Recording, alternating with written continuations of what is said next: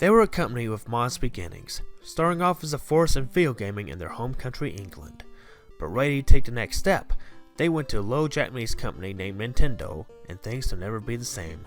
After diving into licensed properties, they came on their own throughout 4 generations of Nintendo systems, releasing such gems such as Donkey Kong Country, GoldenEye, and Perfect Dark. Theirs was a name meaning high quality, something you would get a lot of mileage out of. But then they would jump ship and move to another up-and-comer in the video game business in Microsoft. It would lose the prestige they once had earned.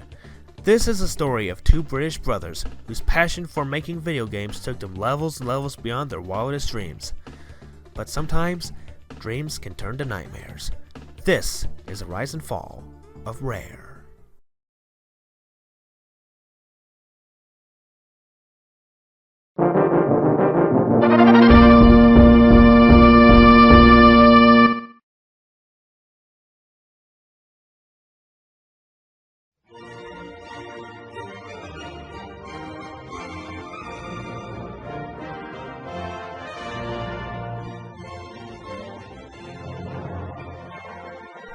The story of Rare begins in Ashby-de-la-Zouch in Leicestershire, England in 1982, when the company Ashby Computers and Graphics Limited was founded by the Stamper brothers, Tim and Chris, their friend John Lethbury, and Tim's girlfriend and future wife, Carol Ward. Other members of the Stamper family helped run the company during the early years. Prior to forming a company, the Stamper brothers worked developing arcade games for other companies, with one example being Konami's Gyruss. While making a nice living off that, the Stampers became more ambitious to go on their own when they formed ACG. Early on, they worked on arcade conversion kits, but would move on to making their own video games under the label Ultimate Play the Game. Ultimate would develop games for home computers, especially for the then newly released ZX Spectrum from Sinclair Research Limited. The first game to come from Ultimate is Jetpack, a space shooter where the player controls an astronaut known as Jetman who must assemble his rocket and fuel it up so he can go to the next planet, all the while defending himself from the alien life. Released in 1983, Jetpack was critically acclaimed, even managing to win Game of the Year at the Golden Joystick Awards, as well as Best Software House for Ultimate. It also managed to sell 300,000 units, making £1 million, giving Ultimate a good start and a nice grip in the British gaming industry. Jetpack would later on be released on the Commodore VIC-20 and the BBC Micro. Ultimate kept making best-selling games such as Attic, an adventure game with the character being trapped in a labyrinth of a castle and must collect 3 pieces of golden key of ACG to escape, plus a Jetpack sequel, Lunar Jetman, and Saberwolf, an adventure of gameplay similar to Attic, where Saberman must collect 4 pieces of an amulet to escape the jungle. That leading to more sequels such as Underworld, where Saberman fights his way throughout the caves, and Nightlore, where Saberman has been attacked by a Saberwolf and turns into a werewolf. He has 40 days to find a cure and searches around the castle. This game is innovative for being the first game to use a graphics engine known as Filmation, allowing 3D flip screen images and a player to move around in 4 diagonal directions. Nightlore would net Ultimate their second consecutive Golden Joystick Awards for Best Software House and Game of the Year. With their games becoming major successes critically and commercially, Ultimate Play the Game was the force in home computer gaming in the UK. But in 1985, the Stamper brothers are driven to take on the world. Sensing the computer market wouldn't last long, they looked into the future, a little Japanese gaming console called the Nintendo Family Computer, or Famicom for short.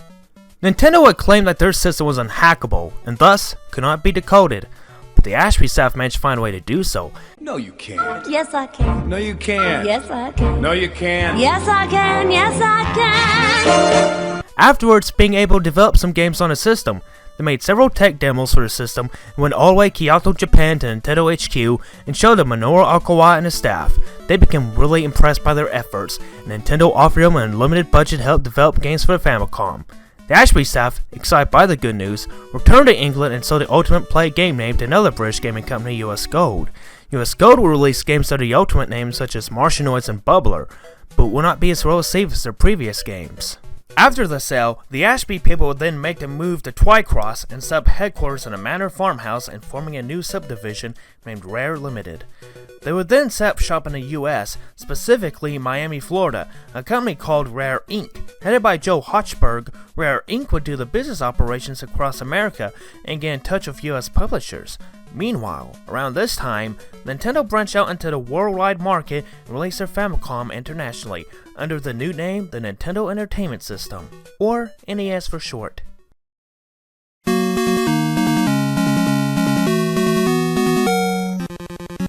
Headed with an unlimited budget from Nintendo, Rare got right to work on developing games. The first title from the newly established company was Slalom, a skiing game where the player participates in a series of downhill slalom runs, navigating flags and avoiding obstacles such as trees, snowmen, sledders, even other skiers, and all on a time limit. The skiers could also hit bumps to make them airborne and earn some extra points as well. 24 races spread throughout 3 mountains. For the beginners, Snowy Hill. For the intermediate players, Steep Peak. And for the experienced, Mount Nasty. Slalom first appeared on the Versus System arcades in 1986, and saw NES release in March 1987, published by Nintendo. The game received tepid reviews from critics, but not that it would matter, Rare was getting out there. The next game to come from Rare was Wizards and Warriors, a platformer centering around Kuros, the Knight Warrior of the Books of Excalibur, as he takes on the evil wizard Malkiel, who has kidnapped the princess and held her prisoner in Castle Ironspire, located deep in the forest of Eldrond. Armed with the legendary Bright Sword, Kuros sets off and fights the demons and creatures under Malkiel's spell to rescue the princess and defeat the evil wizard. Players control Kuros as he explores the forest from the upside and the inside of the trees, as well as the caves and tunnels. Kuros can gain more weapons and magic to fight the demons, also collecting keys for treasure chests and gems to bribe the creatures guarding entrances to proceed further in the game. Eventually, the player will find their way into Castle Ironspire, where they make their way up the castle and through mazes before taking on Malkiel.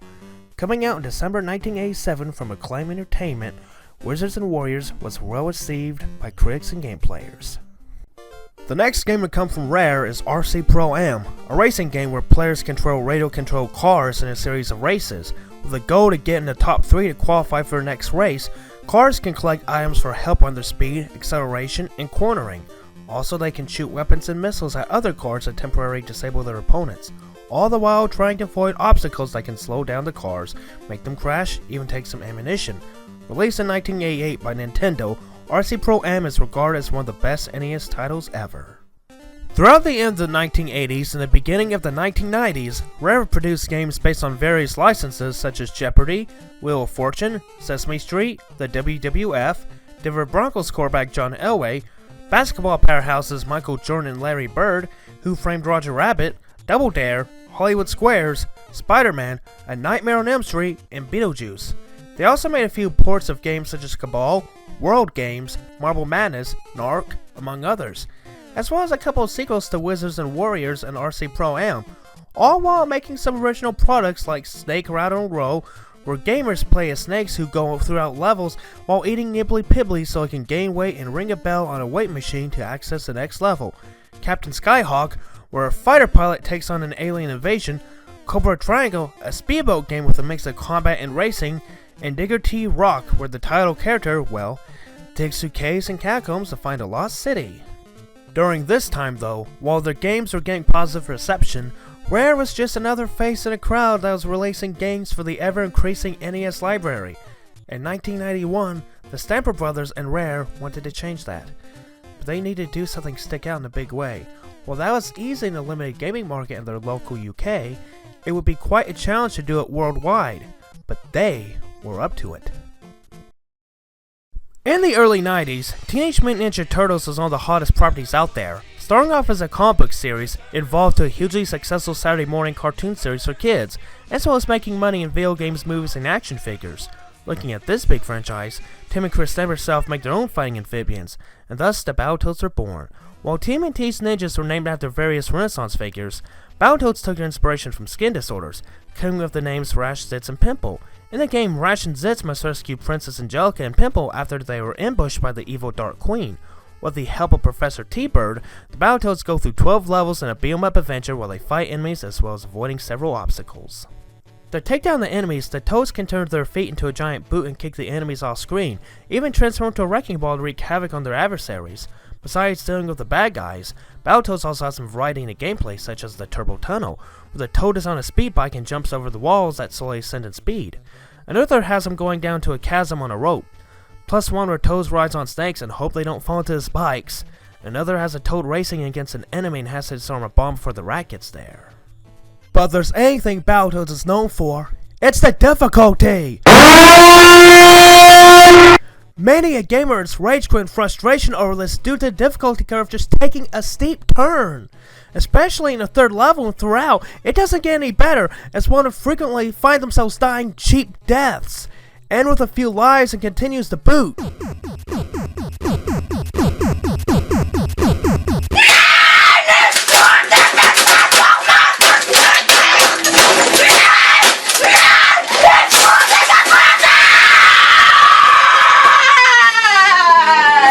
It's not any better if played with 2-player, as they can hurt each other, and on a second to last level, due to a bug, it's impossible to complete altogether.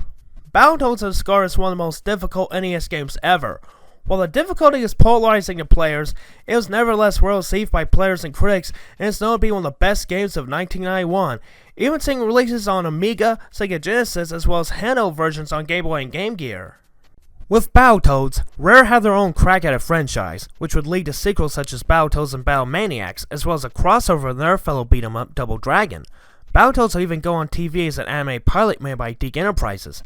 The pilot was lambasted by critics and TV watchers, but can be found on video. In 1994, Battletoads would make the move to arcades with them even taking more liberties by having gore. Unfortunately, mediocre sales led this to being the last Battletoads game to date. Aside from a 2007 troll which led to frustrated GameStop employees explaining there is no Battletoads on Wii, this would be the last we heard from this franchise. Not that it would matter though, because Rare was about to go leaps and bounds when they head to the next level.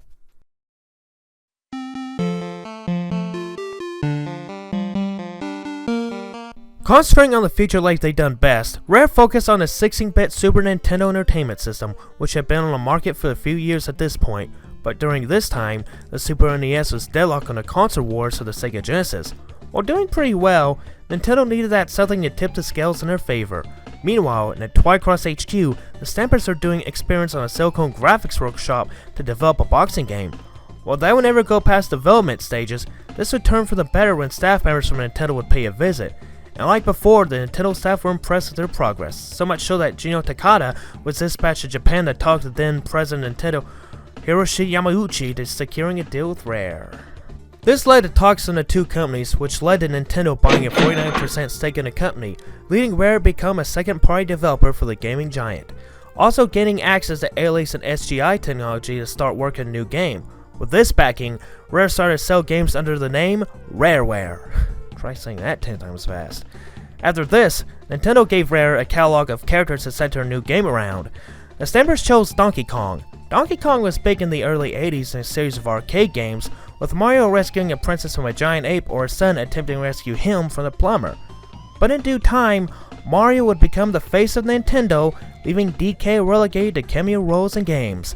But now, would be getting his time in the spotlight once again. For the development of the title Donkey Kong Country, Rare gathered a group of 20 people, the most they ever had working a game at this point, over an 18-month period. Rare and Nintendo teamed up on the development of the game throughout, suggesting a lowered difficulty and acquiring many secrets that would keep gamers occupied. For this game, Rare gave Donkey Kong a new appearance, a 3-dimensional model new look that is still being used in games today.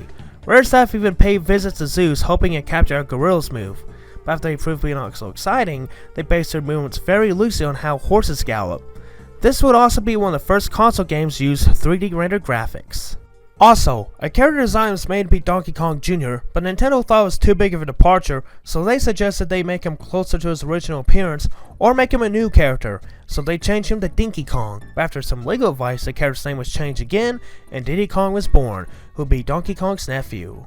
Donkey and Diddy Kong set out to take back the banana horde from King K. Rool and the Kremlings. Players go through 40 levels doing various things such as blasting out barrel cannons, riding minecarts, swimming, and swinging on vines. Players switch between Donkey and Diddy as they fight off enemies and use helper animals such as Ramping the Rhino, Espresso the Ostrich, On Guard the Swordfish, Winky the Frog, and Squawks the Parrot. To bring us out to the masses, Nintendo had a $3.76 million marketing budget in the States. The subscribers to Nintendo Power even received a video cassette, Donkey Kong Country Exposed. Hosted by comedian Josh Wolf, the video showed a tour of Nintendo of America HQ in Redmond, Washington, and showed fruits in the game in its final stages of development, with developers even giving out hints on how to access secret areas and to do tricks. Also from the period late 1994 or late 1995, Nintendo teamed up with Kellogg's Cereals and had cereals have DK artwork as well as a prize giveaway. Hitting stores in November 1994, Donkey Kong Country received high praise and acclaim from critics, even winning awards for Best Graphics, Best NES Game, even Game of the Year. In the commercial front, Donkey Kong Country sold 9 million units, making it the third highest selling game for Super Nintendo. The success of this game helped the Super Nintendo edge out the Genesis in the console wars, as well as holding its own in the next generation consoles. Sega Saturn and Sony PlayStation came out shortly after. Rare would get out of that manor farmhouse into a proper headquarter building. Moving on up! Well, we're moving on up, to the east side, to a deluxe apartment in the sky. Moving on up. Also that year, Rare went on to take on the fighting game genre. At the time, the two most popular fighting games were Capcom's Street Fighter and Midway's Mortal Kombat. Rare would come their own with Killer Instinct, which interestingly would be published by Midway alongside Nintendo. Borrowing from the two franchise fighters, so Street Fighter's movesets and Mortal Kombat's finishing moves, Killer Instinct brought their own ideas to the table, such as 2 life bars. One of the previous aforementioned fighting games, depleting your opponent's energy meant you won a round, and in the next round, both are filled up again and ready to bout once more. Killer Instinct, however, has it where if you deplete the fighter's energy bar, the fight will stop and a second bar will appear and be ready to fight again, while the other keeps its energy from the previous bout. With the combos being big part of fighting games, Killer Instinct delivered on that too.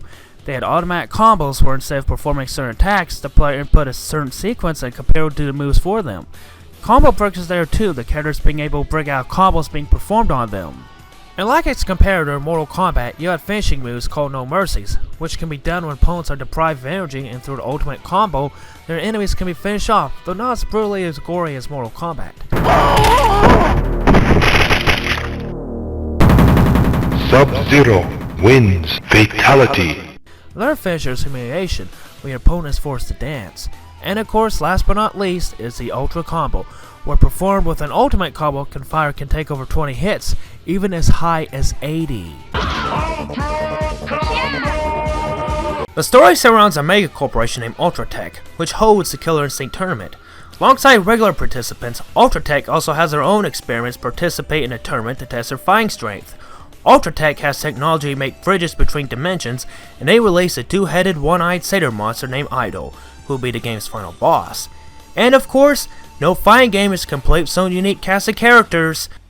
Killer Instinct brought the Native American warrior Chief Thunder, the criminal Cinder, the alien Glacius, the human velociraptor hybrid Riptor, the animated skeleton Spinal, the men-infective lycanthropy Saberwolf, who was inspired by Tigus and Rare Saberwolf, wink wink, the heavyweight boxing champion TJ Combo, the cybernetic soldier Fulgore, and the two main protagonists of the series, the secret agent Orchid and her brother, the fighting monk Jago. And on the developmental front for the game, it all started with Nintendo signing a deal with WMS Industries, the parent company of Midway, to make games using a Project Reality hardware, later being the Nintendo 64, to market exclusive home conversion releases for Nintendo consoles through a joint venture called Williams Nintendo. This is coming during a time of Nintendo's stance against violent video games, but to show the game wouldn't be as violent as the name suggests, Nintendo marketing said that they wouldn't restrict Williams and their stance against violent video games would be unnecessary once the upcoming range system gets implemented. Though the arcade hardware didn't actually use the Nintendo 64 hardware, instead going for proprietary hardware co-designed by Rare and Midway, it used a 64-bit MIPS CPU in the Nintendo 64 file format for data structure, but not the Nintendo 64 memory media or graphics technology. Killer Instinct was the first internal hard drive disk in addition to the game's ROMs, giving abilities for more advanced graphics than its competitors. The characters were pre-rendered and made of silicone graphics computers, with the backgrounds from movies which adjusted frames based on the position of the character. Killer Instinct came to arcades in October 1994 and hit it off the critics and game players. It would definitely bring its own within the likes of Street Fighter, Mortal Kombat, and fighting game fans.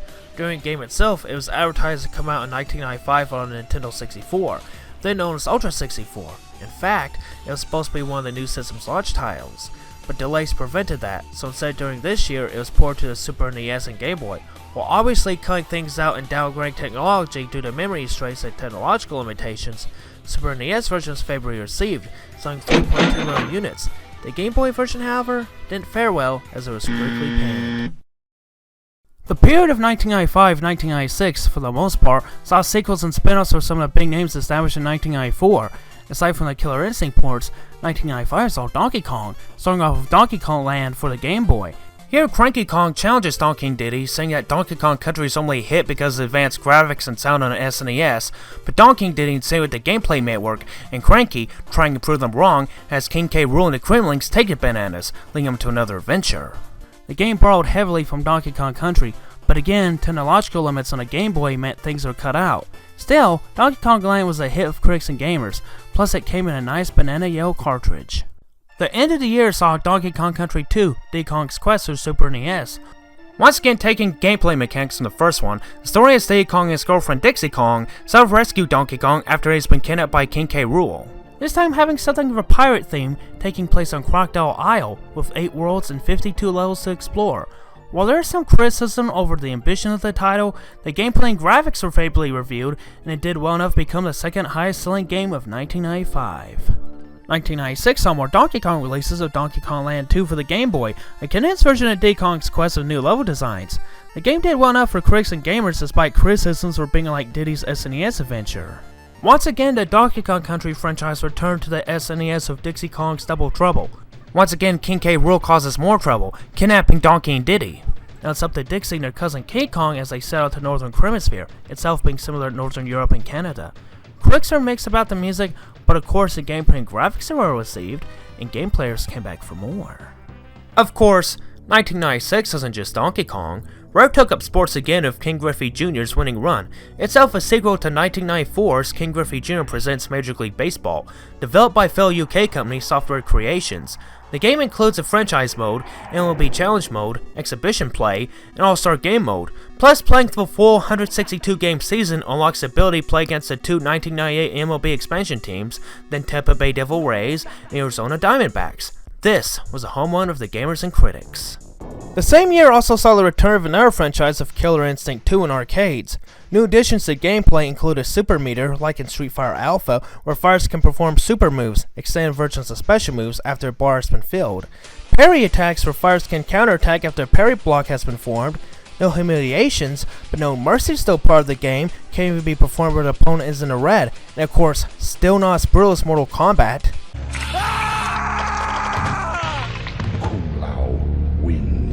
Flawless victory. Fatality. Alongside returning characters such as Orchid, Jago, Fulgor, Spinal, and a few others, new characters were added as well, such as the East Asian ninja Ken Wu, the Demon Lord Gargos, the Amazonian woman Maya, and the Barbarian Tusk. Plus, endings can be different too, depending if your character performs no mercies on others throughout gameplay. Killer Instinct 2 was positively received by critics and players, but not held to the same esteem the original was. However, unlike the original, it did manage to see release on Nintendo's new system, the Nintendo 64, and an upgraded version of sorts, repackaged Killer Instinct Gold. And speaking of the Nintendo 64, once again, Rare looked to the future, focusing on the new consoles they had into 1997. While the new voyage didn't begin as well as they had hoped, they would, however, have another chance to shape gaming history.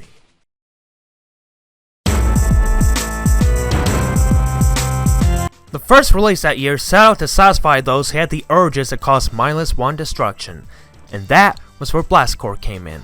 An action puzzle game where players take control of demolition vehicles and destroy buildings and structures to make a pathway for a runaway nuclear missile carrier, and of course, failure for the player if the carrier collides with these sculptures. Oh, and there's a time limit too. But of course, the player also has several tools in hand to wreak havoc with, such as the bulldozer that rams, the dump truck that drifts, the lightweight buggy which crashes from higher ground, the tricycle that shoots missiles, another truck that presses outwards from its sides, and robot mechs which tumble and stomp from the land in the air. And to keep one occupied, objectives can be complete such as bridging gaps and delivering time explosives. Plus secrets can be found, all these affecting your score, and with the goal of getting the highest medal you can, and all through 57 levels as well. Coming out March 24th, 1997, Blast Corps once again became another Rare game raved on by critics. While there were some control issues, it was praised for the graphics, music, and gameplay. Some say it harkens back to NES and old school arcade days. Unfortunately though, Blast Corps was not exactly a bestseller, just selling a bit below 1 million games, less than what Rare anticipated. But for those who played it, it definitely qualifies as one of Rare's most underrated titles. Well, that foray into the 64-bit world wasn't what they had hoped for. Rare's about to go into bigger things, and all thanks to a certain British secret spy. The next game would be GoldenEye 007, based on a 1995 James Bond movie of the same name starring Pierce Brosnan. A first-person shooter which includes elements of stealth, gamers took control of the famed M16 secret agent as he takes on a criminal syndicate who threatens to use a dangerous satellite weapon to wreak havoc on London and cause financial meltdown there. Gameplay consists of going through each mission, completing objectives such as fighting and destroying objects, making some NPCs, even killing some, as well as protecting some of them. Damn Natalia. And higher difficulties mean more objectives. Another aspect added to the game is stealth. While the more popular FPSs of the time have you running, gunning from room to room, in GoldenEye, you're better off killing guards sneakily, because you raise a ruckus, you'll have them alerted, and they will rush you and kill you. Plus, in some levels, they might run away and activate an alarm, sending never-ending hordes at you, and you just might end up dead. Best bet here is to try and kill them stealthily before they see you, not have your guns ablazing alert someone in your position. Weapons you'll have at your disposal include pistols, including Bond's Tamark PP7, machine guns, assault rifles, grenades, mines, rocket launchers, throwing knives, a sniper rifle, or you can use a scope and go for the head, among others. Plus some weaponry seen in James Bond films, including a Moonraker laser rifle and the iconic Golden Gun. And once a player gets a solo single player mode, he can get 3 other friends to utilize the 4-controller port capabilities in N64 for multiplayer split-screen deathmatch mode. 5 modes to choose from. They're normal, where players kill each other after a certain number of times, and time limit if applicable. You only live twice, where a player gets 2 lives, and they lose both, that's it. License to kill, or it doesn't matter what weapon you use, unarmed, pistol, rocket launcher, whatever, 1 shot, and you're dead. The Man with the Golden Gun, where players go hunt for the Golden Gun, a highly coveted weapon, and for good reason. 1 shot will kill their enemies. And last, the Living Daylights, a game of flag tag with the goal to beat a player to hold the flag the longest. And of course, these matches can be customized, such as what weapons can be used, and gamers who progress through single player can unlock characters and levels. When developing this, Rare couldn't foresee what game changers this would be. It all started with an inexperienced development team, as an 8 out of 10 members never having worked on a video game before. After success with Donkey Kong Country, GoldenEye was originally supposed to be a 2D side-scrolling platformer for Super NES, but game producer and director Martin Hollis said to look to the future and develop it for the upcoming Nintendo 64, make it a 3D shooter. First plan was to make it a rail shooter, something like Sega's Virtual Cop. While they decided to go for the first-person shooter genre instead, some of the elements seen in Virtual Cop would be kept, such as reloading weapons, position-dependent hit reaction animations, penalties for killing innocent characters, again, that damn Natalia, and an alternate aiming target system. One notable early idea was to have the player reload by unplugging and inserting a rumble pack back in an N64 controller, but Nintendo insists they don't do that. Good call on their part, and that sounds rather counterintuitive. Developers visited studios that made a GoldenEye movie collect photographs and blueprints of the sets used in the film. Based on a reference material, the levels are designed with Silicon Graphics Sonic's workstations and Nintendo's engine development software. And of course, some of the missions are extended or modified the player participated in, whereas the movie Bond didn't. That being common in movie-based games, with developers taking liberties with source material. The designers are so committed to level design, doing what they can to make it interesting, that other points such as characters, objectives, and star exit points were added later on. As some feel, this unorthodox approach kinda gave things a non-linear feel. For stealth portions of the game, involves firing your weapon, which gives a radius test, and certain people close by could hear it. And of course, the longer a player fires a certain weapon, the larger radius gets. Once the firing stops, the timer gets reset. Definitely an advantage why not to go Rambo on enemies. The development wasn't without its challenges, of course. Initially, Nintendo 64 specifications workstations weren't really available to them, so they had to guess the specifications themselves, as well as playtesting using a modified Sega Saturn controller. As it turned out, when Nintendo 64 workstations finally became available, it proved to render polygons faster than Silicon Graphics workstations, but the textures had to be cut down. And of course, some coloring had to be figured out, with a lot of it made by grayscale, and had colored by using some vertex. But of course, one thing the development of GoldenEye had in its favor was the take your time approach, not to get it made in Russian stores in time for the movie to come out so it can earn that cash. Something that's why a lot of movie-based games have such a subpar reputation.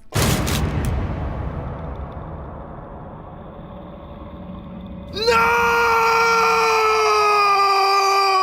Instead, it took 2.5 years to develop, which is long after the movie came and gone in theaters, and a lot of the time was spent on the game engine, as well as the art. But of course, when it finally came ready to roll out, GoldenEye didn't have a lot of expectations, not just because it's a movie-based game, something companies like LJ and Acclaim have ruined the reputation of, but it's the fact that it was also a first-person shooter game on a console. At the time, FPS reigned supreme on computer gaming, with titles like Doom, Duke Nukem, and Quake. With a few exceptions, FPSs on consoles didn't have a lot of success. It didn't help the game had a poor showing at Electronic Entertainment Expo in Atlanta. But when it came to stores, it just blew everyone away. GoldenEye 007 was finally released on August 25th, 1997, and was critically praised on the graphics, music, and the gameplay innovations with action as well as using stealth strategies, and of course the multiplayer mode being described as one of the best ones out there. And this easily became the must-have for gamers, as GoldenEye sold 8 million units with 250 million worldwide, becoming the third highest selling N64 game, only behind Super Mario 64 and Mario Kart 64. GoldenEye would be frequently seen on some of the best video game lists of all time. Not only that, helped set the standard for the first-person shooter and helped it remain a mainstay on console gaming where it still is today, with games such as Halo, Call of Duty, and Battlefield series. Rare did it again, making it one of the most influential and best-selling games on the console. While ultimately, the Nintendo 64 couldn't wrestle control of the gaming market from the Sony PlayStation, the release of GoldenEye did at least help it remain competitive, and Rare once again left its mark in gaming history. The rest of 1997 focused on more Kong games. First, with Donkey Kong Land 3, something of a remake of Donkey Kong Country 3, basically follows the plot of the latter game, and like before, was released in yellow cartridge and was positively reviewed. And with the Donkey Kong Land trilogy being complete, another game would be made as a spin-off for the N64, with Diddy Kong being the star, and this time he would hem the wheels in Diddy Kong Racing, not only featuring Diddy, but 7 other characters, 2 of them that would even be featured in their own games later on, including Banjo the Bear and his squirrel Conker, which will be covered later on. One of the characters, Timber the Tiger, organizes races on an island after his parents leave, giving his friends something to keep them busy. It sounds like fun for them, but an intergalactic pig named Whizpig has dominated the races on his planet and turned the island's 4 guardians into his own henchmen. Now Timber recruited several of the characters, including Diddy, Banjo, and Conker, to challenge Whizpig and save the guardians and to take back the island. Also including in playable characters is Crunchy Kremling, who's an enemy of Diddy, so I can imagine the tension when they have to team with each other, as well as featuring Tip Top the Turtle, TT the Stopwatch, Pipsy the Mouse, and Bumper the Badger. For the races, players have access to 3 different types of vehicles: the car, hovercraft, and the aerial plane, all having their own strengths and weaknesses when it comes to speed, maneuverability, and acceleration, as well as traveling on sand and water. Throughout the races, players can pick up items to help them gain an advantage or to stack the odds against to favor their opponents. Items such as missiles, speed boosts, shields, deployable traps, and last, but definitely not least, a magnet which can draw a player closest to the nearest racer. And assuming you pick up the same colors, the items can even be upgraded. Also, the player can pick up bananas that can add their speed, but they better get them ASAP before their opponents do, because they are limited, and they don't regenerate. Plus, on top of this, on each track, zebras can be found, where racers can drive on them, give them a temporary boost to their speed. For the game modes, you got the Adventure mode, where players progress through the story as they go through 5 worlds, each having 4 levels, an unlockable battle level, and a race against a boss. If the player manages to beat Whizpig, collect the amulet pieces, and obtain old gold medals, another mode is locked called Adventure 2, which has mirrored tracks and rearranged items. And of course, there's something for the multiplayers. Alongside unlocking a track's plenty adventure mode, they can also duke it out in 2 deathmatch maps, a capture flag style battle, and a mode where the goal is to collect eggs. And a thing, this is originally going to be a strategy game for Nintendo 64, something of a caveman time travel thing made by a team of 4 people. As development went along, more influence Walt Disney World made to the game, with the title being Wild Cartoon Kingdom. However, sometime in development, it was altered and direct follow-up to the NES game RC Pro-Am, entitled Pro-Am 64, where instead of RC cars, which featured 3-row tracks, we've had Timber the Tiger as a protagonist.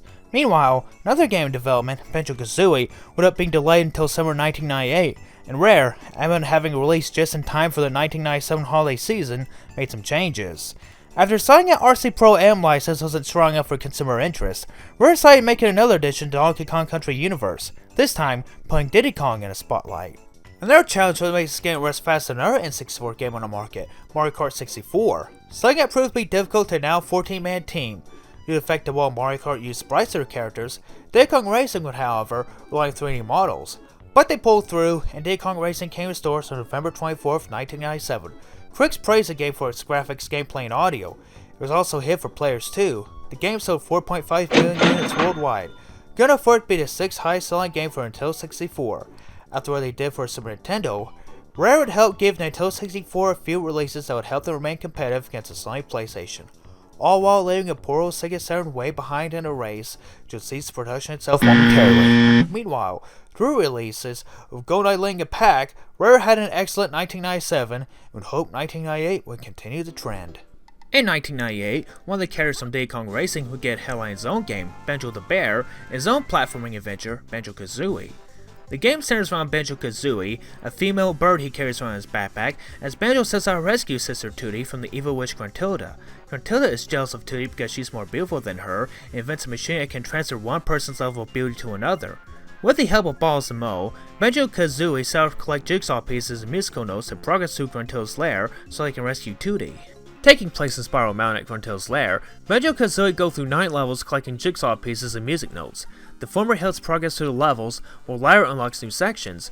Banjo-Kazooie has elements of platforming and action-adventure with them defeating their enemies, jumping over obstacles, collecting items, and completing NPC quests, as well as also including puzzle solving.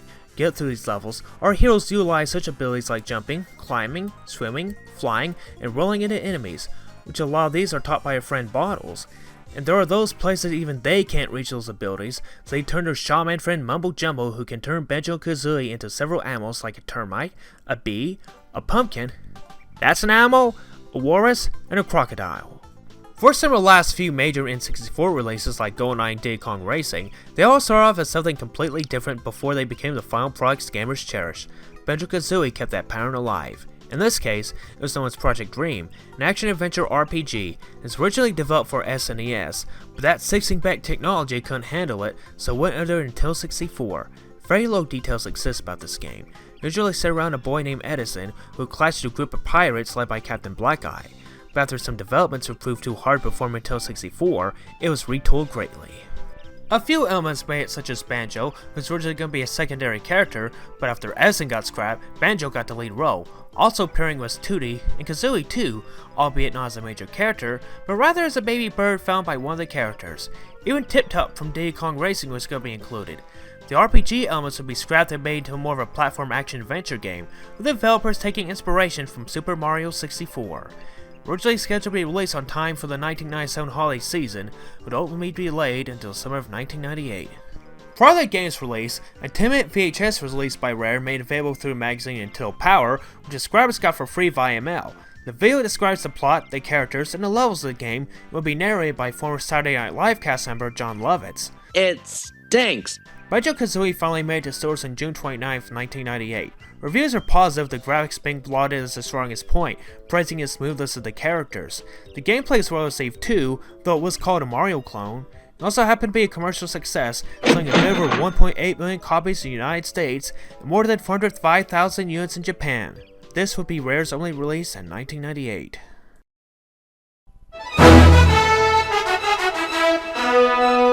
In 1999 would see Rare go back to the shooter genre, as well as once again giving a spotlight to Donkey Kong. The former game would be a third-person shooter called Jet Force Gemini. Centering around Juno, Vila, and War Dog Lupus, soldiers of the Jet Force Gemini unit, who find their Jet Force fleet decimated by the hands of the evil dark insectoid Mizar. Now on their own, they explore a galaxy to attempt to save the tribals, a group of survivors enslaved by Mizar, as well as stopping a huge threat from the evil tyrant himself. The gameplay itself is a third-person shooter with elements of action, adventure, and platforming. Emphasis on shooting the enemies while dodging their attacks. With no magazine restrictions, they battle their foes with several weapons such as pistols, machine guns, flamethrowers, rocket launchers, grenades, and more.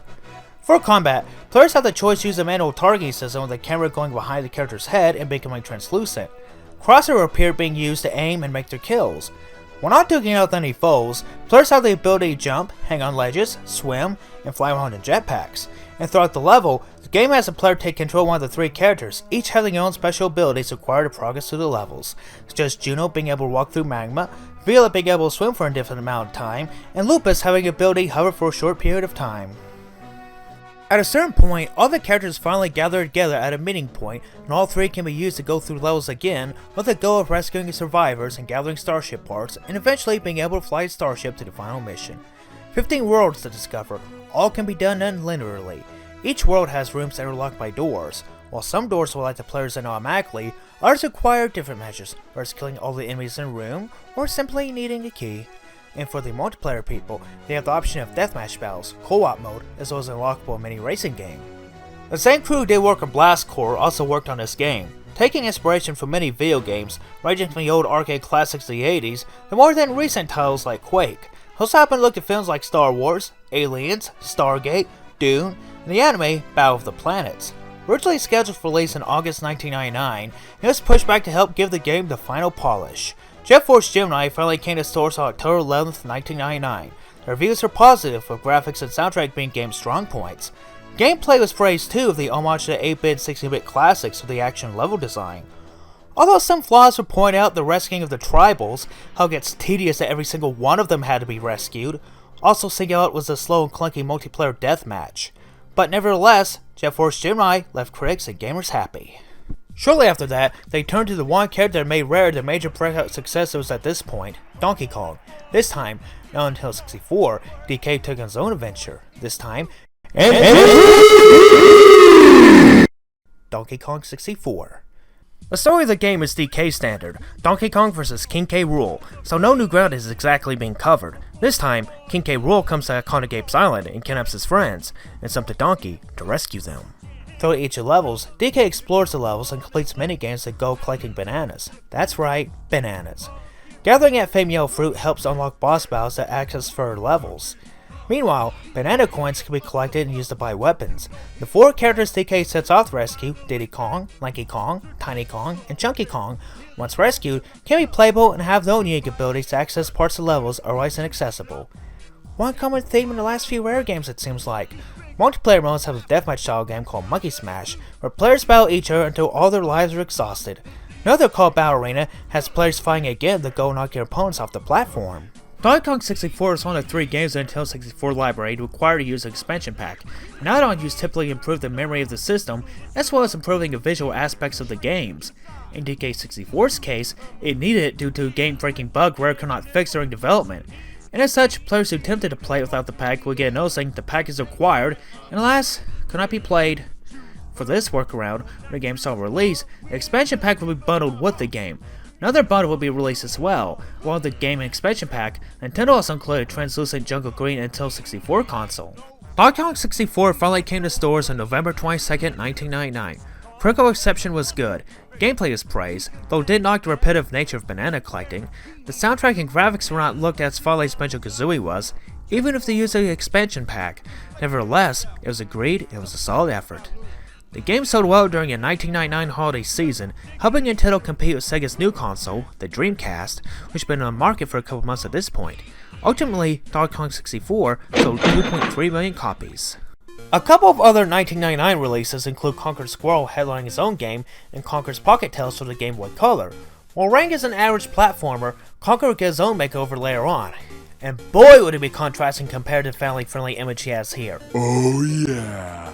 Also coming out that year is another Game Boy Color game, Mickey's Racing Adventure, something that came out of a deal Nintendo made with Disney to make games around the famed Mickey Mouse and had Rare make those games. The beginning of the new millennium, the year 2000, sees Rare once again going back to the first-person shooter with Perfect Dark. Taking place in 2023, yes, this is what we have to look forward to in 6 more years. Species of aliens are warring with each other, the more peaceful Mayans, more antagonistic Skadar. Among this interspecies clash, the research center, the Carrington Institute, gets a call from Dr. Carroll, who's being forced to work for Identity, a defense contractor who has since then grown to be corrupt.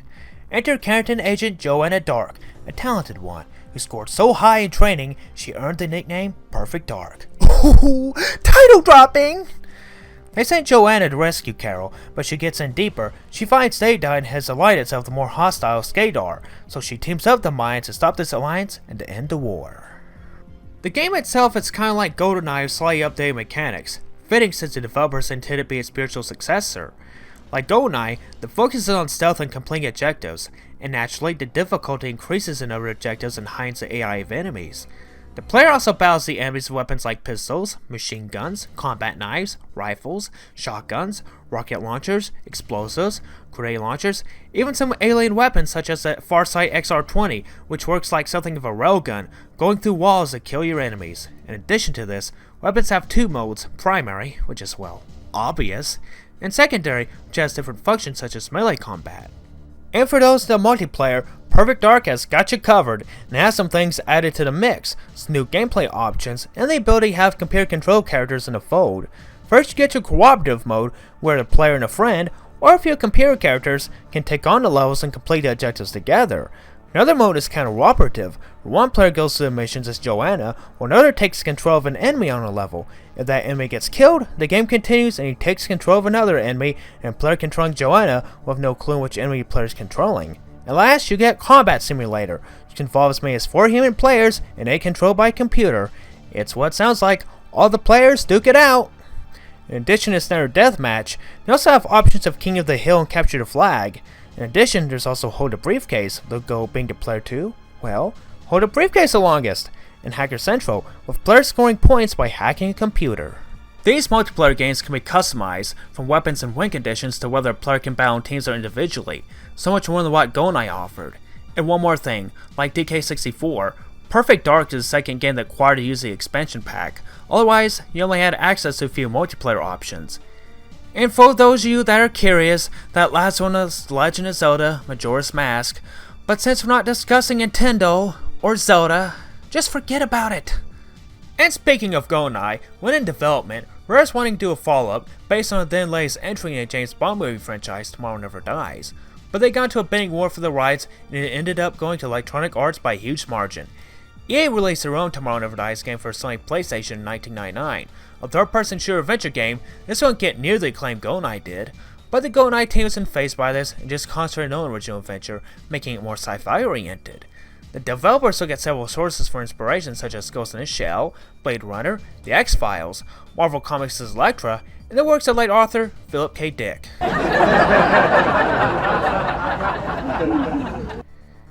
8th graders. It was decided to make a protagonist a female, as Rare felt the gaming world needed more female gaming heroes. During early production, they upgraded the GoldenEye engine and include features such as dynamic lighting, as well as the ability to play in widescreen and with higher quality graphics. There are some additions to gameplay mechanics with the ability to walk off ledges. Very little of the original GoldenEye engine remained, but at the joy of the developers, which enabled them to make more realistic environments for these levels. For character movement, motion capture is used, which even saw designer Duncan Botwood wear high heels for moving with Joanna Dark. Now there's a pretty picture. Even the audio got upgraded. All they use Adobe Surround Sound. Not only that, they even got voice acting, all from the characters in game, from cutscenes to the enemy guards having a conversation.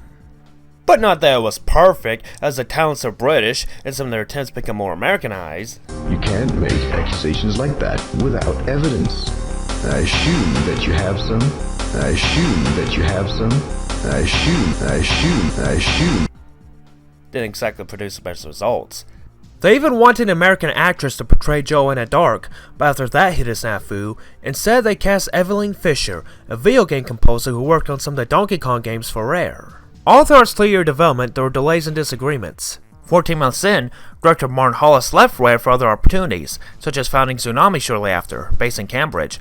They worked on games such as PSP and Nintendo DS's Undoku, Gold Puzzle, which is downloadable from the PlayStation Store, and Bonsai Barber on the Wii, downloadable through WiiWare. Unfortunately, the company shut down in 2010. Key designers David Doak and Steve Ellis left, as well as founded Free Radical Design, which is best known for the Time Splitter series. But that too went under in 2014. Amongst these men, half the staff left. Stepping up to the mantle of team leader is Mark Edmonds, who was the choice since he had good knowledge of the game engine. However, with all these departures, ultimately, the game would be redesigned.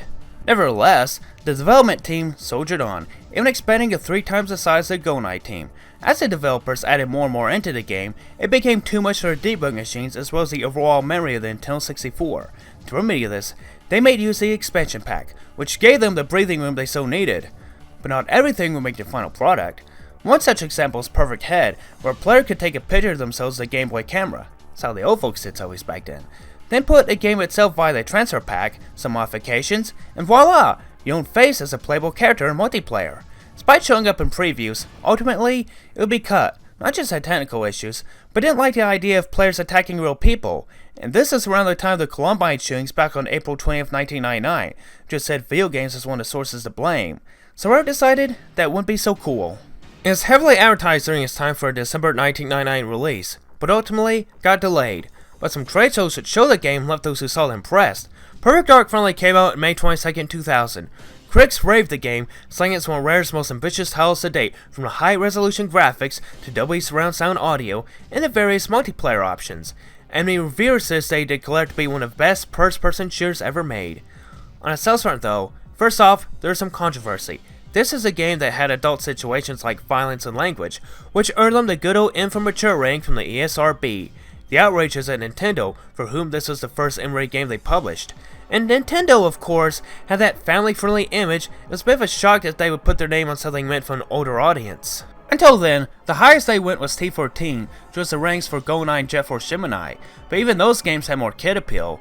The game sold well with 2 million copies, but Rare felt disappointed.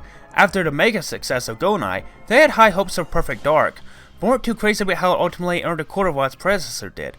But what they might not have thought of is why GoldenEye doing as it did is because it was based on a license, so naturally consumers flocked to something 007 slapped on. When they discovered what impressive achievement in gaming it really was, it just went uphill from there. Regardless, Perfect Dark's another candidate for Rare's best games. Other 2000 releases note are Donkey Kong GB, Donkey Kong and Dixie Kong, a Game Boy Color adaptation of Donkey Kong Land 3, which was released exclusively in Japan. A Game Boy Color adaptation of Perfect Dark, just something of a prequel to the Nintendo 64 version. Also, it can be used to unlock cheats to the N64 version via a transfer pack. And there's another Game Boy Color released adaptation of Donkey Kong Country. But the N64 wasn't left behind though. Another racing game featuring Mickey Mouse called Mickey's Speedway USA was released, as well as a sequel to Banjo-Kazooie called Banjo-Tooie, with the Bear and Bird duo once again taking on a vengeful Gruntilda, who after the events of the first game has a bone to pick with them. It's funny, because you see, she spent time underground, and she's been reduced to a skeleton. It's funny, huh? Huh? Love me. Love me.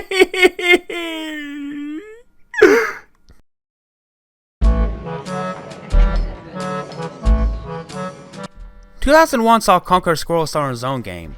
Look at him. He seems like someone could be another cute little platformer for kids, doesn't he? Well, that was the plan at first. The game was in development as far back as 1997 under the title Conker's Quest. A year later, screenshots surfaced showing Conker and his girlfriend Barry in action. By then, the game was renamed 12 Tales, Conker 64. At this time, Rare had a history of making platforming adventures with cute characters, and Sonic could be one of those games. Critics saw what Rare had to offer so far, blasted it for being similar to those games, specifically the newer Banjo-Kazooie. Rare decided to stick it to those critics and gave the game a total overhaul. This time, instead of it being another kiddie game, it would now appeal to the older South Park audience. Enter Conker's Bad Fur Day. Yes, now the cute little squirrels involve situations like tobacco, alcohol, bad language, violence, and poop jokes. What a far cry from Stay Kong racing days. The story of the game has Conker's having a bad hangover after a night out in a town of friends. All he wants to do is go back to his girlfriend Barry's house. But unfortunately for the nefarious squirrel, he gets all kinds of adventures on his way. With the Panther King, ruler of the land the game takes place in, wants a new leg for his broken table, so Servant, a paraplegic wizard named Professor Von Krepelsback, suggests a wet squirrel serve for his leg of his table, and sets off to find Conker. Unbeknownst to him, however, Von Krepelsback has his own ulterior motives. Conker also has to deal with obstacles from an army of knights-like teddy bears called the Teddies, to a mob boss kidnapping Barry. What's a squirrel to do? Gameplay-wise, this is an action platformer, which has Conker doing various quests that earn cash and unlock levels, such as item collecting, solving puzzles, defeating bosses, among other things. Abilities are more simpler compared to what was seen on Banjo-Kazooie and Donkey Kong 64. Conker can swim, jump, attack enemies with a frying pan, climb ladders and ropes, and is strong enough to push heavy objects. Also, Conker gained temporary abilities by walking and activating context-sensitive pads to help him complete objectives. There are also multiplayer options to include deathmatch, racing, among others. With the team making this game more adult-oriented, there are things that were censored or cut out altogether. F-bombs were out, a joke about the Ku Klux Klan and Pokemon references were also left out of the final product. The game even makes uses of cutscenes and voice acting, with game director Chris Seaver doing the voice of Conker. Naturally, for all this raunchy material the game has, it's so surprised it earned the M for Mature rating. Nintendo didn't want to touch this game for a 10-foot pole any more than it had to. For starters, they wanted nothing to do with the publishing, so Rare did it themselves, so THQ did publish it in Europe. Also, the game wasn't even mentioned in Nintendo Power, it was marketed in adult commercials and publications. Conker's Bad Fur Day was released on March 5, 2001. Critics praised the game for certain more technological achievements made in the game with the graphics and animation. The lowbrow humor was well received too. Unfortunately, it was not a good seller. As of April 2001, only 55,000 units were sold. The fact that Nintendo didn't mention the game and marketing it to an older crowd was a factor. It didn't help that Nintendo 64 was at the end of its lifespan either. Despite not meeting expectations though, Conker's Bad Fur Day would go on to have a cult following. The only other 2001 release was Mickey Speedway USA, this time for the Game Boy Color, which would be the last of the Disney and Nintendo-aware Mickey Mouse racing games. And who cares? Now to 2002, which marks a huge turning point for Rare. 2002 see Rare working on a title for Nintendo's new release system, the GameCube, which by then, Nintendo went with the times and switched to the disc format, just like its competitors, Sony's PlayStation 2 and Microsoft's Xbox. And once again, Rare would be taking on one of Nintendo's intellectual properties, Star Fox. Star Fox is best known as a 3D space combat game, which saw releases on the Super Nintendo and Nintendo 64, to much praise from gamers and reviewers. Do a barrel roll! Exactly. But this one would be different. Instead, this would be an action-adventure game, one like the Legend of Zelda games, under the title Star Fox Adventures. Featuring a cast of the first two Star Fox games, including the main character Fox the Cloud, among new additions, the Star Fox crew has fallen on hard times since the events of Star Fox 64. Do a barrel roll! Thank you. That's when they call for one General Pepper to investigate the invasion of Dinosaur Planet. Once they arrive, Fox finds a mysterious staff, one that belonged to a fox named Crystal. Crystal herself got a distress call from the planet, and went on her own to find out it was attacked by a Sharpclaw army, led by General Scales. Do a barrel roll! Thank you! She ended up going on a quest to collect Krazoa spirits and bring them to Krazoa Palace to help tip the scales in favor of the dinosaurs in the war against Scales. But after she released the first spirit, an unknown being pushed her in the pathway, leaving her trapped inside a crystal meant for the spirit. Do a barrel roll! Thank you! Fox finds out about all this. Not only must he collect spirits himself and free Crystal, he must also recover spellstones that are stolen by Scales himself and bring them to Force Point temples. All this needs to be done to help save and restore a planet which is crawling apart. Do a barrel roll! Do a barrel roll! Do a barrel roll! Do a barrel roll! Do a barrel roll! Do a barrel roll! Do a barrel. Now that's taken care of. The game world has certain areas for Fox to explore, as well as can also gradually change from day to night. Fox uses his staff as a weapon against his enemies, but can be upgraded or can shoot projectiles and freeze enemies, as well as help him get up to higher places he can't otherwise reach. Once he goes to combat, he will automatically home in on his foes as he approaches them. Given the major departures from the series, the game has Fox the Cloud on foot for the most part, but he does use a starship move around in different areas, as well as getting a few space battles. Do a barrel roll! Ah! The game was originally going to be an original work called Dinosaur Planet, and was originally developed for Nintendo 64. After debating what game it would become, it was decided to be an open world adventure. For the characters, while Crystal was retained, as well as others such as Tricky, the original protagonist was named Saber, and there was a wizard character named Randorn, who was Saber's father and Crystal's adoptive father, but he was dropped from the final product. Also having cutscenes, this is going to be the biggest Nintendo 64 release data-wise, so naturally, the expansion pack would have been used. When revealing what Rare came up with so far, Nintendo programmer and executive Shigeru Miyamoto no similarities to Star Fox universe, and then it was decided making the Star Fox game. While Rare wasn't too happy about the decision, with changes to adjust it to a Star Fox title, nevertheless, they went through with it. Plus they saw potential since they had the license, and switched development from Nintendo 64 to the upcoming GameCube. Star Fox Adventures finally came out on September 23, 2002. It sold well enough for a then record of being the fastest seller for a GameCube game. Is reviewed positively by critics. Praise went to the graphics and the gameplay, favorably compared to Legend of Zelda, although some criticism did go how much a dramatic departure this was from the older Star Fox titles, and also, the release of this game would be tainted by a major event for Rare. Towards the end of the 90s to beginning of the 21st century, game development costs were rising, and Rare needed cash to help keep funding their projects. Unfortunately, Nintendo would not provide more capital for the company. Despite Rare giving Nintendo some of the most successful games for consoles and helping them become more reformed in the video game industry, they will not buy the other half of the stakes from Rare. That was when they decided to put themselves out in the market. Around this time, people from Activision and Microsoft, who soon entered gaming market themselves, visited Rare HQ in Twyford, and soon offers were being made. At first, Rare was originally going to go for Activision, seeing they have much more experience in the gaming industry, while Microsoft was a newcomer. But the deal fell apart, and after that, Rare went back to Microsoft, and they're still interested. And at this point, their Xbox was released in late 2001 and is quickly becoming a force in gaming themselves, with titles such as the revolutionary first-person shooter, Halo, Combat Evolved. And on September 24, 2002, it became official. Microsoft purchased the British company for $375 million. Rare is now a first-party developer for the Xbox. Just a couple days before, Star Fox Adventures came out, and it would be the last title to be released on a Nintendo home console. Naturally, this would cause some waves around the game world, from gaming experts to gamers themselves, and as such, caused some changes. First, 30 employees left Rare.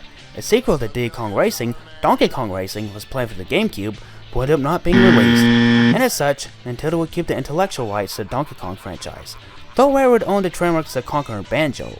However, since Microsoft wasn't in the handheld gaming market, they would still develop games for aforementioned consoles for Nintendo, such as the Game Boy Advance. In fact, Rare made a deal with THQ to polish most of those games on the handheld devices, and with that, Rare would begin working on games for the upstart newcomer in gaming.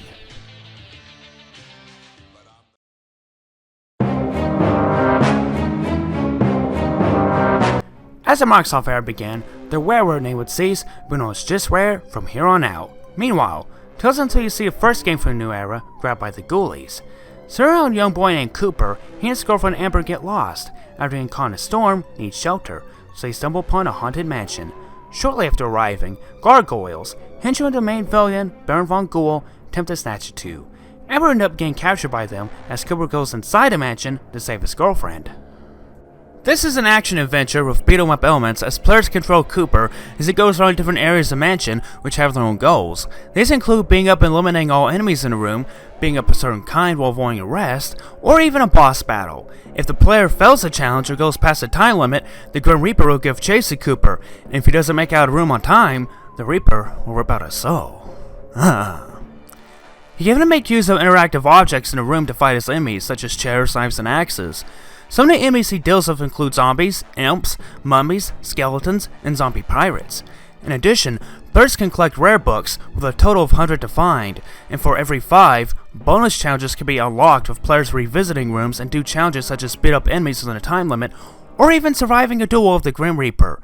Completing these can unlock medals, and scoring a number higher medals can make some unlockables available, like concept art and the ability to play as Amber. This game took 3 years to develop, as this was originally planned as a GameCube release, but after Microsoft acquired Rare, everything was converted to the Xbox hardware, which of course had its own difficulties. And this game was originally supposed to be larger for more platforming, but was made to a simpler design to the behest of Microsoft and their time constraints. Grabbed by the Ghoulies came to stores on October 21st, 2003. The reviews were mixed. Praise did go to the graphics, which were cel animated, inspired by Hanna-Barbera characters, but did feel they were a better fit for older systems such as the Nintendo 64 rather than the Xbox. The gameplay is criticized as being repetitive and a little dated. Sales were lackluster too. Grabbed by the Ghoulies is regarded as the worst game from Rare. The rest of the 2003 output was relegated to Nintendo's handheld console, the Game Boy Advance. First, there was a re-release of Donkey Kong Country. Next is another Banjo game, Banjo-Kazooie, Grunty's Revenge, which has Gruntilda take over a mechanical body, and her traveling back in time to prevent Banjo and Kazooie from ever meeting, to prevent her defeat from the first game. Naturally, the bear is on the case. 2004 only saw more Game Boy Advance releases, with another entry for the Saberman franchise with Saberwolf, which continues the story of the original 1984 release. Plus, a re-release of Donkey Kong Country 2, Diddy Kong's Quest came out as well. 2005 would see Conker Live and Reload for the Xbox. After the commercial failure of Conker's Bad Fur Day back on Nintendo 64, Rare's hoping it would work better for the Xbox, a system of a more older gaming demographic. This is a re-release of Conker's Bad Fur Day, with graphics updated and improved sounds. Ironically though, despite the game being released on a system of a typical more mature gaming audience, this is much more censored than the Nintendo 64 game, all thanks to Microsoft's insistence. Even a G-rated cuss word like crap? Yep! Multiplayer would have a big makeover, which could be played on Xbox Live. Players could choose as someone in the dueling armies of SHC, consisting of the furry animals, or the teddies. After choosing your own soldiers, they had different classes to choose, each having their own different abilities and weaponry. A pre-order bonus had a movie called Conker, Celebrity Squirrel, to advertise the game, which told the story of Conker's disappearance after their game's success. Yes, success! The movie had some notable personalities including rapper Cameron, then star NFL running back Sean Alexander, and Whose Line Is It Anyway tall guy Ryan Stiles. Conker Live and Reloaded came to stores on June 21st, 2005. The game was praised by critics, despite some knocks on the single player and multiplayer modes, as well as the censorship. Commercially though, it did no better than its N64 counterpart. Guess not even the more mature Xbox audience wanted Foul Mouth Squirrel. 2005 would see Donkey Kong Country trilogy complete on the Game Boy Advance with the re-release of Donkey Kong Country 3, Dixie Kong's Double Trouble. But 2005 wouldn't just see re-releases, but also saw Banjo-Kazooie return another game, Banjo Pilot, a racing game which brought back the Bear-Bird duo among others, and it's Mr. Pants, a Tetris-like game which has players using blocks to create rectangles and clear grids on each level. That year we'll also have Rare end up being put in the same position it was put through back in Nintendo days, of focusing on the future of gaming once again, with the new system, the Xbox 360, which would hit stores that November 22nd, and Rare would be among the pack, developing 2 of the new system's 18 launch titles. Release number 1 would be Kameo, Elements of Power, another action-adventure title featuring an elf named Kameo, who has lost her elemental powers and has her family kidnapped by her evil sister and the Troll King. Now Kameo must recover her powers as well as rescue her family. The game has her exploring the world while battling her enemies. Each of the elements, fire, ice, plant, rock, and water, have 2 forms she can transform into, each having their own abilities as well as enemies being weaker to certain types of elements. Ring a bell?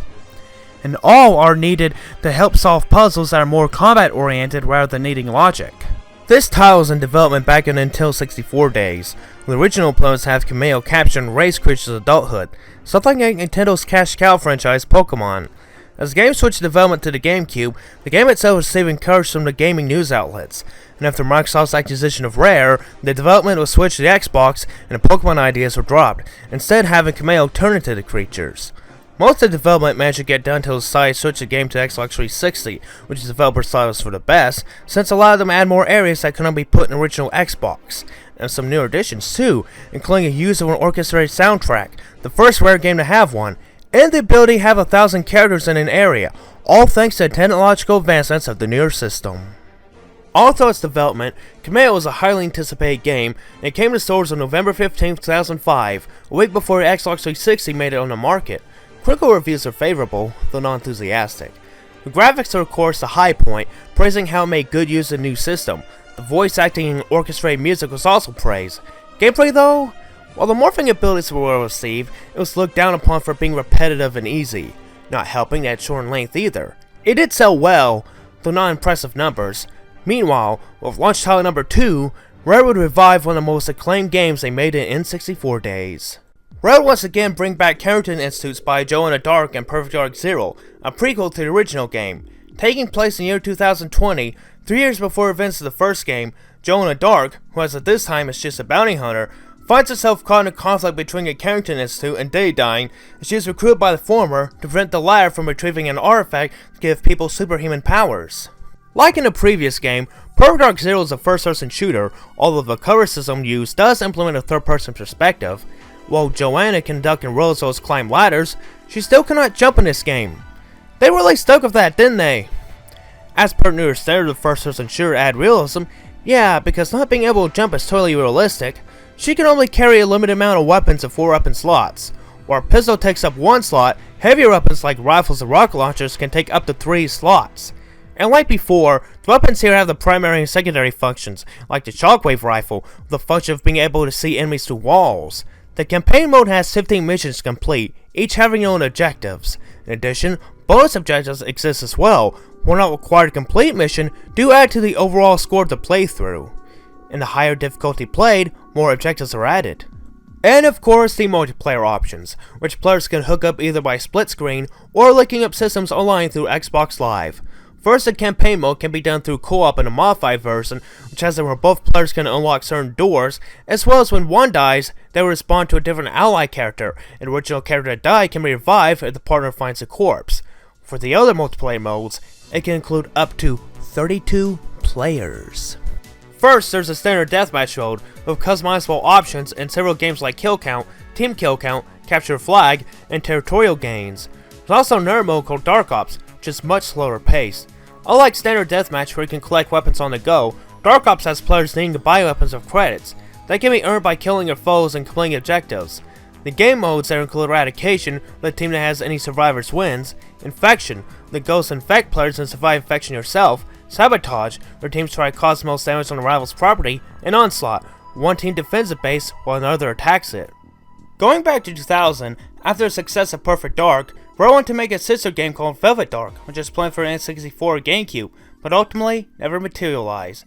Instead, they went to work on Perfect Dark Zero and develop it on the GameCube. But again, sing it with me, Microsoft bought Rare, so they switched it to the Xbox!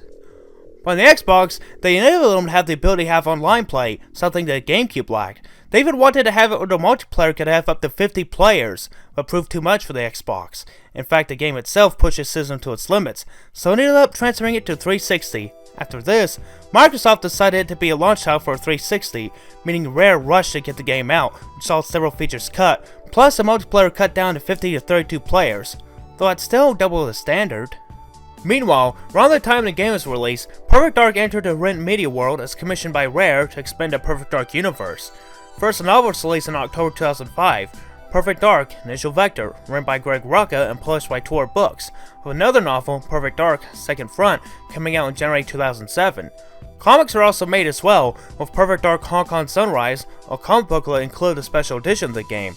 And its next monthly issue comic series came out too, called Perfect Dark Genesis Tears, released by Prima Games, best known for its strategy guides, and came out between August 2006 and January 2007. Perfect Dark Zero was released on the same day the Xbox 360 came to stores, November 22nd, 2005. Reviews are positive, though divided. Praise goes to the visuals as well as the weaponry, new cover ability, plus the campaign and multiplayer options were praised too. Negative critique went to the story and voice acting, even though they got an American to voice Joanna, Lawrence Bouvard. Although 5-year-long development, reviewers had high expectations for this title, but ultimately felt disappointed. While it did sell well, 4 million copies, it was still considered a disappointment. Not helping, they ended up being overshadowed by another launch title, Activision's Call of Duty 2, a first-person shooter franchise that would become one of the most popular gaming franchises to this day. It started sounding like Rare was losing its edge. While the two launch titles had their own success, it didn't even match what they'd done on Nintendo, but nevertheless, they would keep on plowing.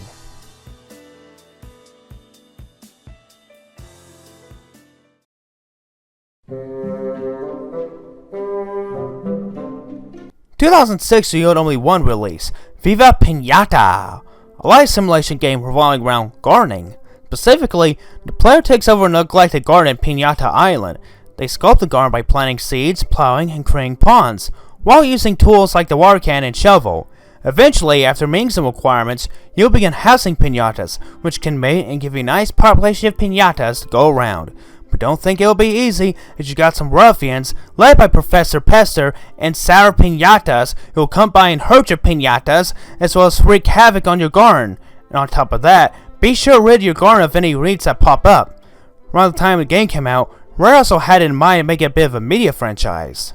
4Kids Entertainment would produce an anime TV series of the same name, which ran on the 4Kids TV block on Fox, the CW, under CW for Kids, and Canada's YTV. It would run for 2 seasons and 52 episodes. Viva Pinata was released on November 9, 2006, receiving universal acclaim from critics. The colorful visions were praised as well, as the gameplay being touted as one of the most innovative titles on the market. Commercially, it wasn't impressive, but it was profitable, selling 500,000 copies. What made worse is another game from Microsoft came around the same time, the shooter Gears of War, which was given a larger marketing budget as this is a game for the Xbox more mature audience. Gears of War would go on to be one of Xbox 360's best-selling games, all while leaving Viva Pinata in the dust. Right at the beginning of 2007, major changes happened at Rare, as on January 2nd, their founders, Tim and Chris Stamper, left the company so they could pursue other opportunities. Only Stampers, whose secrets even expanded how the companies ran, knew what those opportunities are.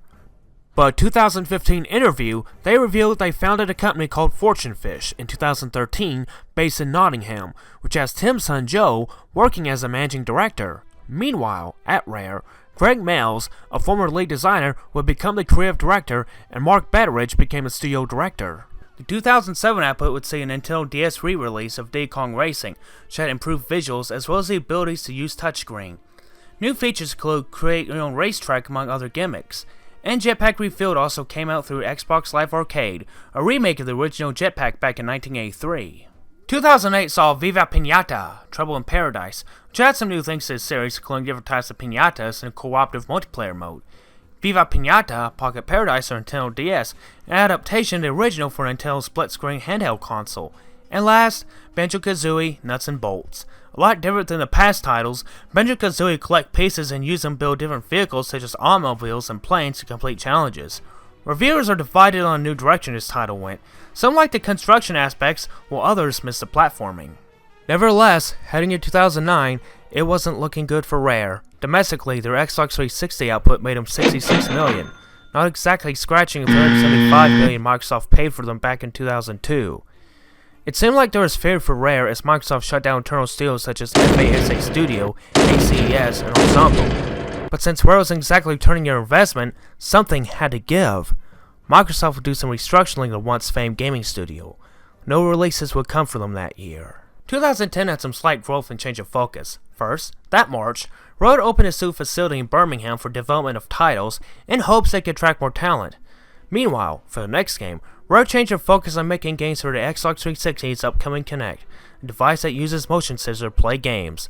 The one game they would make for it would be Kinect Sports, which include bowling, boxing, track and field, table tennis, soccer, and beach volleyball. Now think.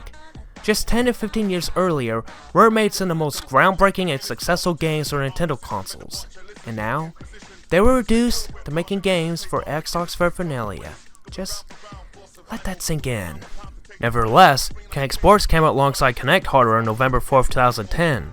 While critics gave it average reviews, it sold really well, selling 3 million units, making it Rare's most successful game by far in the Microsoft era. A sequel would follow called Kinect Sports Season 2 2011, which includes golf, darts, baseball, skiing, tennis, and American football. A bundle of both games, Kinect Sports Ultimate Collection, came out in 2012 and also added another sport to the mix, basketball. Kinect Sports series kept on being a success for Rare, with both titles combined selling 8 million games. Changes kept being about at Rare HQ as well, with Craig Duncan becoming Senior Studio Director in March 2011, and Simon Rudroff becoming Creative Director in April 2012. 2013 would see a reboot of Killer Instinct as free-to-play on Microsoft's new console, the Xbox One, which came out the same year, with players only having one character to start with and having to buy the rest. Retail version came out the following year, with other seasons featuring characters from older games to newer ones would follow suit. Rare would only be a supporting player as other studios developed it, Double Helix Games and Iron Galaxy, both American-based. 2014 would see another entry of the Kinect Sports series on Xbox One with Kinect Sports Rivals, which ended up being a commercial failure, derailing Kinect Sports gravy train, leading Rare to quit focusing on Kinect development, with that decision seeing 15 Rare employees laid off. Meanwhile, 2015 rolled around, seeing some former Rare employees forming Playtonic Games, with spiritual successor Banjo-Kazooie called Yooka-Laylee released in 2017. But 2015 would be a milestone for a British gaming studio as they celebrated their 30th anniversary. For this milestone, Rare put out Rare Replay, 30 games for their 30th anniversary, sold for $30. While some of their own iconic games like ones featuring Donkey Kong were in this compilation due to it being an intellectual property of Nintendo, nor was GoldenEye or the license takeover of Nintendo and the James Bond franchise owner Metro-Goldwyn-Mayer. It did have others that certainly helped them to become a force, titles like Jetpack, Attic, Lunar Jetman, Saberwolf, Underworld, Nightlore, Gunfight, Salome, RC Pro-Am, Battletoads, NES, Cobra Triangle, Snake Route on Row, Digger T Rock, Solar Jetman, RC Pro-Am 2, Battletoads Arcade, Killer Instinct Gold, Blast Corps, Banjo-Kazooie, Jet Force Gemini, Perfect Dark, Banjo-Tooie, Conker's Bad Fur Day, Grabbed by the Ghoulies, Perfect Dark Zero, Cameo, Elements of Power, Viva Pinata, Jetpack Refueled, Banjo-Kazooie, Nuts and Bolts, and Viva Pinata, Trouble in Paradise. Now I know how Steven feels like memory off all those names. Also includes a rewind feature, which can let players go back certain spots before making a mistake, something I bet people who couldn't conquer Battletoads totally rejoiced in. As players progress through the game, interviews with Rare employees, past and present, sans the stampers, and behind the scenes footage can be unlocked. Rare Replay is released on August 4, 2015, received favorable reviews from critics, praise went to the rewindable option, and behind the scenes and logbooks, while some were split on a choice of games. Praise went to N64 titles like Blast Corps and Banjo-Kazooie, while others panned Perfect Dark Zero and Spectrum titles as they haven't aged well, while few took issue with the licensing houses of Nintendo, which led to exclusion of anything DK. Nevertheless, the combination of a budget price and nostalgia made this one a bestseller. And as of this video's debut, Rare is working on a new title, a pirate action adventure called Sea of Thieves, which is planned for release in 2018.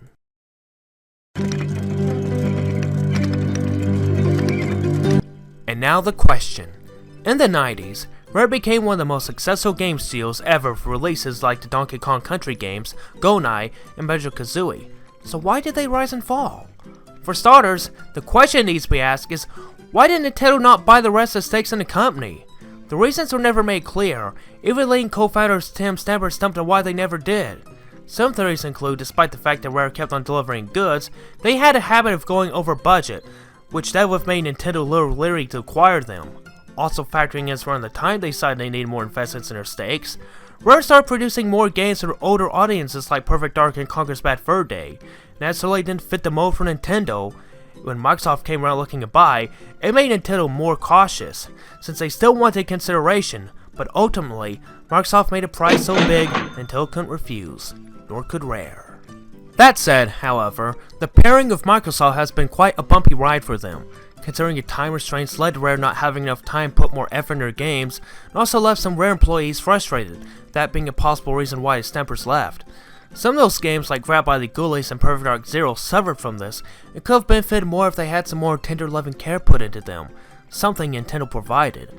Also consider the fact that Microsoft didn't exactly throw them a bone, which meant even some of the more critically received hits like Viva Pinata out of the spotlight for more games that fit the mold for Xbox audience like Gears of War. See? That and Grab by the Ghoulies surely have been a better fit for Nintendo. Even some of those titles that proved profitable did not compare to what they did in the Nintendo era. I know, I keep mentioning Nintendo, but it's true. It truly was the better marriage for them. Despite all of this, Rare survived and kept up, making the best games they can, a philosophy that they went with since their inception in the 80s as Ultimate Play the Game. So Rare did indeed rise, and yes, they did fall, but they didn't fall hard. They could have been in a worse hole, like some of the other companies who covered the Rise and Fall series like Kuroko, Orion, Morgan Creek, and Deke. They're still out there hard at work on their latest projects. Rare is indeed a company that lives up to its name, a uniquely rare company, where it has worked in and found success in several genres like platforming, beat-em-ups, action adventures, racing, first-person shooters, and fighting. Games that became critical darlings, again surprised some of the best minds for gamers and give them something to talk about for years to come. And while they may not be the same company they were in Nintendo years, you can still count on them to keep making more solid video gaming. This is a company who will keep soldiering on, even if some of their games aren't always going to be well received, but you can be sure that they will do what they do best. And that, my friends, is Rare, a company with a total commitment to quality.